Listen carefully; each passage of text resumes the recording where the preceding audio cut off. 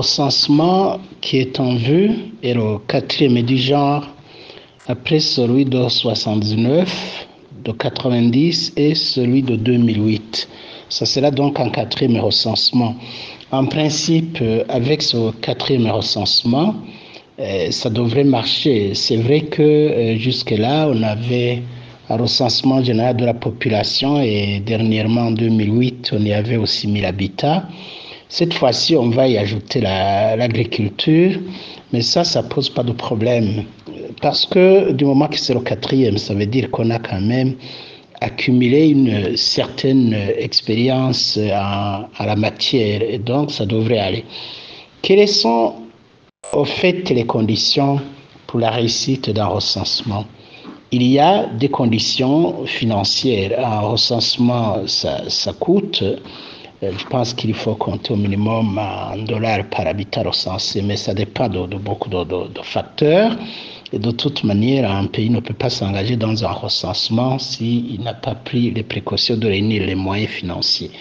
Et lors d'une émission qui a été animée par un groupe de 3 personnes, dont moi-même avec le directeur de l'Institut national de statistique, il nous avait assuré que jusque-là, au niveau des moyens financiers, il n'y a pas de souci, du moins jusqu'à la clôture de l'opération de dénombrement qui est attendue du 16 au 31 août. Parce qu'après, il y a tout le travail de compilation, d'analyse et tout ça qui a aussi un coût.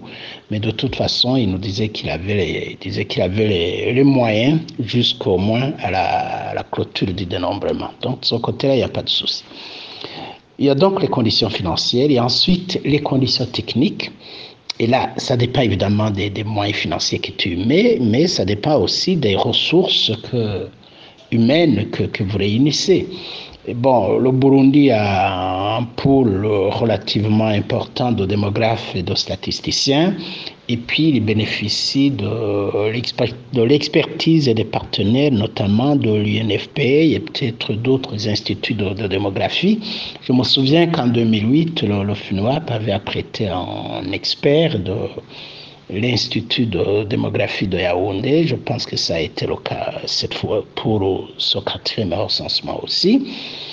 Et avec ces moyens humains, on garantit la formation et tout ce qu'il y a comme travail préparatoire, notamment le travail de cartographie et de préparation proprement dite du dénombrement.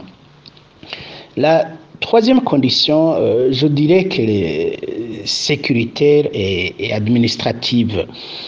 Le recensement est éminemment une affaire de l'État. Il faut donc que l'État et toutes ses structures coopèrent à la réussite de ce recensement. C'est la raison pour laquelle, généralement, on n'accepte pas qu'il y ait une autre activité de nature semblable ou proche qui interfère en travail de recensement, parce que là, il y aurait la confusion.